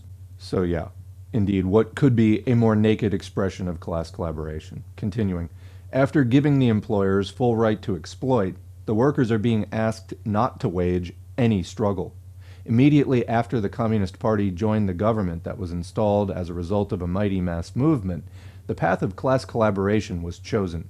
The Chinese leaders predicted long ago that those who had remained neutral in the international debate would very soon take to the path of opportunism. Now, the Chinese leaders are saying that these advocates of a neutral stand are in reality revisionists and that they would soon cross over to the reactionary camp. In our country, we're experiencing how true is this prediction. We have witnessed the betrayal of the working class. To this is to be added the announcement of the Communist Party leader, Hare Krishna Konar. In the beginning, he promised that all vested lands would be distributed among the landless peasants. Then, the quantity of land to be distributed was slashed. In the end, he informed that the existing arrangement would be left undisturbed this year. Remission of land revenue was left to the mercy of junior land reform officers, JLROs. The peasants were shown the path of submitting petitions. They were further told that the forcible seizure of land would not be permitted. Hare Krishna Babu is not only a member of the Communist Party Central Committee, he is also the secretary of the Krishak Sabha in West Bengal. Remember, that was the peasant organization. It was in response to the call of the Krishak Sabha, led by him, that the peasants had waged a struggle for recovery of vested and Benami land in 1959. In the interest of landowners, the government had resorted to repression and had given decisions in favor of eviction, yet the peasants had not given up possession of land in many cases, and had stuck on to the land on the strength of village unity. Did the Krishak Sabha leader support their movement after becoming a minister? No. The meaning of what he said was that vested land would be redistributed. Who will get on it? On this point, the JLROs would seek the Krishak Sabha's views. But how would such views be accepted? No such assurance has been given by Hare Krishna Babu. But if the JLROs reject the Krishak Sabha's views, the peasants would under no circumstances be permitted to occupy land forcibly. Hare Krishna Babu lost no time in making himself clear on this point. What is this? Is it not acting like a bill collector of the government and Jodhatars? Even congressmen would not have dared plead on behalf of the feudal classes so unashamedly. Therefore, obeying the instructions of the party leaders would mean blindly accepting the feudal classes' exploitation and rule. So the responsibility of the communists is to expose the anti-class and reactionary role of this leadership to party members and the people, to hold on to the principle of intensifying class struggle and march ahead. Suppose the landless and poor peasants accept Hare Krishna Babu's proposal and submit petitions. What will happen then? Some of the vested lands are no doubt fallow, but most of it is cultivable land. There are peasants in possession of such lands. Today, they are enjoying the land by virtue of licenses, or they are giving a share to jodatars. When that land is redistributed, it will inevitably result in frictions among poor and landless peasants. Taking advantage of this, rich peasants will establish their leadership over the entire peasant movement, because as the rich peasant has opportunities for canvassing, so also is he a partner of feudal influence. Therefore, Hare Krishna Babu is not only trying to forsake the path of struggle today, but he's also taking steps so that the peasant struggle may not become militant in the future also. Yet we have adopted the program of a people's democratic revolution, and the task of that revolution is to carry out land reforms in the interest of the peasants. Land reform in the peasants' interest is possible only when we are able to put an end to the sway of feudal classes over the rural areas. To do this, we shall have to seize land from the feudal classes and distribute it among the landless and poor peasants. We shall never be able to do this if our movement is confined to the limits of economism. In every area where there has been a movement for vested land, it is our experience that the peasant who has got possession of vested land and secured the license is no longer active in the peasant movement. What is the reason? It is because the poor peasant's class has changed within a year. He has turned into a middle peasant. So, the economic demands of poor and landless peasants are no longer his demands. Therefore, economism causes a breach in the unity of fighting peasants and makes the landless and poor peasants frustrated. Advocates of economism judge every movement by the quantity of paddy and mons, or of land in bigas, that the peasant gets. Whether the peasant's fighting consciousness has increased or not is never their yardstick. So they do not make any effort to raise the peasant's class consciousness. Yet we know that no struggle can be waged without making sacrifices. Chairman Mao has taught us that where there is struggle, there is sacrifice. At the initial stage of the struggle, the strength of reaction must be greater than the strength of the masses. Therefore, the struggle will be protracted. Since the masses are the progressive force, their strength will increase day after day, but as the reactionary forces are moribund, their strength will decline steadily. So, no revolutionary struggle can be successful unless the masses are roused to make sacrifices. From this basic revolutionary outlook, economism leads on to the blind alley of bourgeois outlook. This is what the party leaders are trying to achieve through their activities. A review of all our past peasant struggles will show that the party leaders have imposed compromises on the peasants from above. Yet it was the responsibility of party leadership to establish the fighting leadership of the working class over the peasant movement. They did not do this before, they are not doing it even now. Now they are suggesting reliance on laws and the bureaucracy. Lenin has said that even if some progressive legislation is enacted, but bureaucracy is given the charge of implementing it, the peasants will get nothing. So our leaders have gone a long distance off the revolutionary path. Agrarian revolution is the task of this very moment. This task cannot be left undone, and without doing this, nothing good can be done for the peasants. But before carrying out agrarian revolution, destruction of state power is necessary. Striving for agrarian revolution without destruction of state power means outright revisionism. So, destruction of state power is today the first and principal task of peasant movement. If this cannot be done on a countrywide, statewide basis, will the peasants wait silently? No. Marxism, Leninism, Mao Zedong thought has taught us that if in any area the peasants can be roused politically, then we must go ahead with the task of destroying state power in that area. This is what is known as peasants' liberated area. The struggle for building up this liberated area is the most urgent task of the peasant movement today, a task of this moment. What shall we call a liberated area? We shall call that peasant area liberated from which we have been able to overthrow the class enemies. For building up this liberated area, we need the armed force of the peasants. When we speak of the armed force, we have in mind the arms made by the peasants. So we also want arms. Whether the peasants have come forward to collect arms or not is the basis on which we shall judge whether they have been politically roused. Wherefrom shall the peasants get guns? The class enemies have guns, and they live in the village. Guns have to be taken forcibly from them. They will not hand over their arms to us voluntarily. Therefore, we shall have to seize guns forcibly from them. For this, the peasant militants will have to be taught all tactics, right from setting fire to the houses of class enemies. Besides this, we shall secure guns from the armed forces of the government by attacking them all of a sudden. The area in which we are able to organize this gun collection campaign shall quickly be transformed into a liberated area. So, for carrying out this task, it is necessary to propagate extensively among the peasants the politics of building up armed struggle. It is, moreover, necessary to organize small and secret militant groups for conducting the gun collection campaign. Simultaneously with propagating the politics of armed struggle, members of these groups will try to successfully implement a specific program of gun collection. Mere collection of arms does not alter the character of struggle. The guns collected have to be used. Only then will the creative ability of the peasants develop and the struggle will undergo a qualitative change. This can be done only by poor and landless peasants, the firm ally of the working class. The middle peasant is also an ally, but his fighting consciousness is not as intense as that of poor and landless peasants. So he cannot be a participant in the struggle right at the beginning. He needs some time.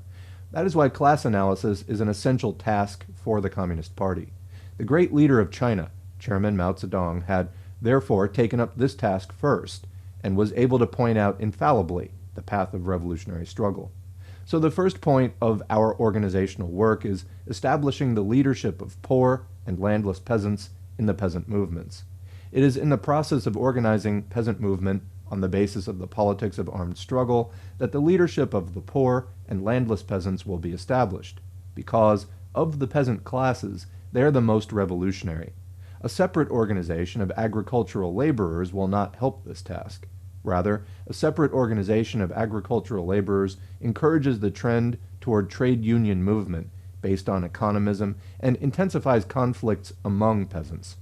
The unity of the allied classes is not strengthened because in our agricultural system, the exploitation of feudal classes is foremost. Another question that comes up in this very context is that of compromise with small owners. What shall be the communists' outlook in this regard? In regard to compromises, we shall have to consider whom do we support. So we cannot support any other class as against them. In the peasant movement in India, the communists have always been compelled to give up the interests of poor and landless peasants in the interest of the petty bourgeoisie. This weakens the fighting determination of the poor and landless peasants. In regard to middle and rich peasants, also we should have a different stand. If we look upon rich peasants as middle peasants, the poor and landless peasants will be frustrated. Again, if we look upon middle peasants as rich peasants, the fighting enthusiasm of the middle peasants will diminish. So, the communists must learn to make class analysis of peasants in every area in accordance with Chairman Mao's instructions. There's a comment there. There is a file up on the channel at Socialism for All, Mao's How to Differentiate the Classes in the Rural Areas, which talks about the differences between different types of peasants. And the point here is that if you prioritize the petty bourgeoisie, the worse off people may not be so inclined to really feel like, they're fighting for the actual down and out, the most oppressed people, but for sort of better off small business owners. And they may not be likely to feel like, in the end, if the revolution is successful, like their interests are really going to be heard, but maybe the better off people are going to be at the front of this. You don't want that because then they're not going to want to fight. And then similarly among the peasants, if you treat the rich peasants like middle peasants, then you're treating the better off people like they're more oppressed, and that's going to piss off the more oppressed people. And if you treat the middle peasants as if they are better off than they are, that's going to piss off the middle peasants. So you have to actually keep in mind where everybody is in terms of their class standing and how the different classes are prioritized in terms of Communist Party leadership and guidance. That's going to affect, how they feel about participating in this overall movement, whether they're being centered and valued as, this is really a movement of the most oppressed, etc. Keeping in mind that the most oppressed may at times need to make alliances for revolutionary purposes with some of the classes above them, but keeping that in check and realistic and not, throwing off the fighting momentum or just even the demands of the movement and things like that because of those alliances. In other words, making the alliances which actually help the movement and not which, opportunistically overreach in terms of class collaboration. All right, continuing, again and again, the unrest among the peasants of India has burst forth. They have repeatedly sought guidance from the Communist Party. We have not told them that the politics of armed struggle and the gun collection campaign constitute the only path.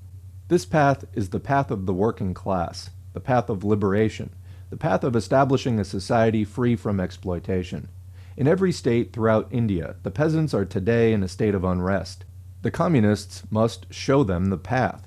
That path is the politics of armed struggle and the gun collection campaign. We must firmly uphold this one and only path of liberation. The great cultural revolution of China has declared a war on all kinds of selfishness, group mentality, revisionism, tailism of the bourgeoisie, eulogy of bourgeois ideology. The blazing impact of that revolution has reached India also. The call of that revolution is, be prepared to resolutely make all kinds of sacrifices. Remove the obstacles along the path one by one. Victory shall be ours. However terrible the appearance of imperialism, however ugly the snare laid by revisionism, the days of the reactionary forces are numbered. The bright sun rays of Marxism-Leninism, Mao Zedong thought, shall wipe off all darkness.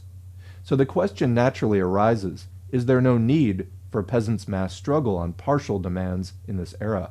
Certainly the need is there, and will be there in the future also. Because India is a vast country, and the peasants are also divided into many classes, so political consciousness cannot be at the same level in all areas and among all the classes. So there will always be the opportunity for and possibility of peasants' mass movement on the basis of partial demands, and the communists will always have to make full use of that opportunity. What tactics shall we adopt in conducting movements for partial demands, and what shall be their objective? The basic point of our tactics is whether the broad peasant class has rallied or not, and our basic objective shall be the raising of the class consciousness of the peasants, whether they have advanced along the path of broad-based armed struggle. Movements based on partial demands shall intensify class struggle. The political consciousness of the broad masses shall be raised. The broad peasant masses shall be roused in making sacrifices. The struggle shall spread to newer areas. The movements for partial demands may take any form, but the communists shall always propagate the necessity of higher forms of struggle among the peasant masses. Under no circumstances shall the communists try to pass the type of struggle acceptable to the peasants as the best. In reality, the communists shall carry on propaganda among peasants in favor of revolutionary politics, i.e. the politics of armed struggle and the gun collection campaign. Despite this propaganda, the peasants will possibly decide to go on mass deputations, and we shall have to conduct that movement. In times of white terror, the effectiveness of such mass deputation must in no way be underestimated, because these mass deputations will increasingly draw peasants into the struggle. Movements on partial demands are never to be condemned, but it is a crime to conduct these movements in the manner of economism. It is a crime, moreover, to preach that movements on economic demands will automatically take the form of political struggle, because this is worshiping spontaneity. Such movements can show the path to the masses, can help to develop clarity of outlook, can inspire in making sacrifices. At every stage of struggle, there is only one task. Until that task is done, the struggle will not reach the higher stage. In this era, that particular task is the politics of armed struggle and the gun collection campaign. Whatever we may do without carrying out this task, the struggle will not be raised to the higher stage. The struggle will collapse. The organization will collapse. The organization will not grow. Similarly, there is only one path of India's revolution, the path shown by Lenin, building up the People's Armed Forces and the Republic. Lenin had said in 1905 that these two tasks must be carried out wherever possible, even if these were not feasible in regard to the whole of Russia. Chairman Mao has enriched this path, shown by Lenin. He has taught the tactics of people's war, and China has attained liberation along this path. Today, that path is being followed in Vietnam, Thailand, Malaysia, Philippines, Burma, Indonesia, Yemen, Leopoldville, Congo, in different countries of Africa and Latin America. That path has also been adopted in India, the path of building the People's Armed Forces and the rule of the Liberation Front, which is being followed in Naga, Mizo, and Kashmir areas. So the working class will have to be called upon and told that it must lead India's democratic revolution, and the working class will have to carry out this task by providing leadership to the struggle of its most firm ally, the peasantry. So it is the responsibility of the working class to organize the peasant movement and raise it to the stage of armed struggle. The vanguard of the working classes will have to go to the villages to participate in armed struggle. This is the main task of the working class: collect arms and build up bases of armed struggle in rural areas. This is called the politics of the working class, the politics of seizure of power. We shall have to rouse the working class on the basis of this politics. Organize all the workers in trade unions. This slogan does not raise the political consciousness of the working class. This does not certainly mean that we shall not organize any more trade unions. It does mean that we will not get all the party's revolutionary workers bogged down in trade union activities. It would be their task to carry on political propaganda among the working class, i.e. to propagate the politics of armed struggle and the gun collection campaign, and build up party organization. Among the petty bourgeoisie also, our main task is political propaganda and propaganda of the significance of peasant struggle. That is to say, on every front, the responsibility of the party is to explain the importance of peasant struggle and call for participation in that struggle. To the extent that we carry out this task, we shall reach the stage of conscious leadership in the democratic revolution. Opposition to this basic Marxist-Leninist path of the party is coming not only from revisionists. The revisionists are taking the path of class collaboration straight away, so it is revolution. The bourgeois parties had come to power, and there was power in the hands of workers, peasants, and soldier Soviets also. Because of the existence of this dual power, leadership of the working class became effective, and only when, in these Soviets, the petty bourgeois parties handed over power to the bourgeoisie, did it become possible for the working class to accomplish the October Revolution. They do not analyze the objective conditions of India. They do not take lessons from the struggles that are being waged in India. The main cause of success of the Russian Revolution was the correct application of the tactics of the United Front. The question of United Front tactics is equally important in India too. But the tactics of India's democratic revolution will be different in form. In India also, in Naga, Mizo, Kashmir, and other areas, struggles are being waged under petty bourgeois leadership. In the democratic revolution, therefore, the working class will have to march forward by forming a united front with them. Struggles will break out in many other new areas under the leadership of bourgeois or petty bourgeois parties. The working class will also enter into alliances with them, and the main basis of this alliance will be anti-imperialist struggle and the right to self-determination. The working class necessarily admits this right, together with the right to secession. Although those who dream of revolution in India along the path of October Revolution are revolutionaries, they are not capable of providing a bold leadership because of their doctrinaire outlook. They do not realize the significance of peasant struggles and thus unconsciously become propagandists of economism within the working class. They are unable to assimilate the experiences of the peoples of Asia, Africa, and Latin America. A section of them becomes disciples of Che Guevara and fails to emphasize the task of organizing the peasantry, the main force of India's democratic revolution. Consequently, they inevitably become victims of left deviation. So we shall have to pay special attention to them and help them gradually to educate themselves. Under no circumstances should we be intolerant in regard to them. Besides, there is amongst us a group of revolutionary comrades who accept the Chinese party and the thought of the great Mao Zedong, and also accept that as the only path.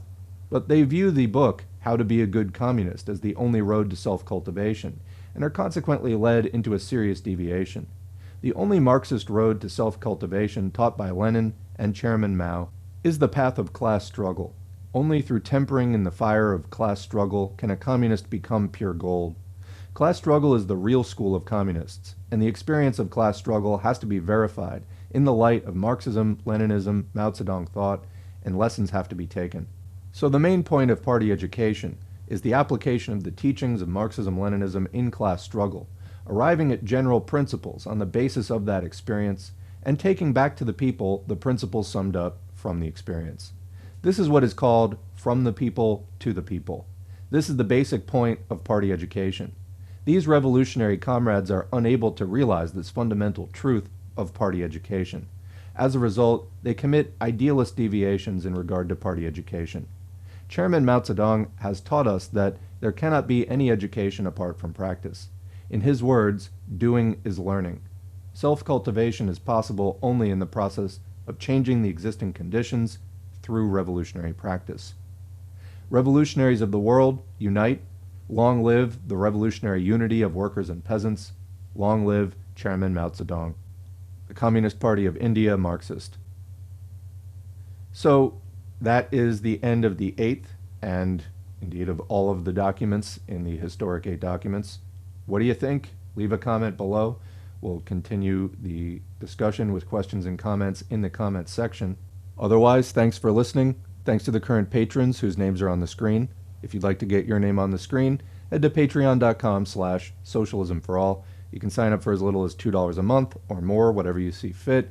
Every donation is encouraging. They're also materially helpful and have allowed me to produce a lot more content on this channel than I would have been able to do without their help. So if you enjoy this channel, thank a patron and consider becoming one yourself. If you'd like to help out without making a financial contribution, liking, sharing, subscribing, and commenting all help to boost the channel, help to put it in front of more potential audience members, help to just get the word out and circulate the material more widely.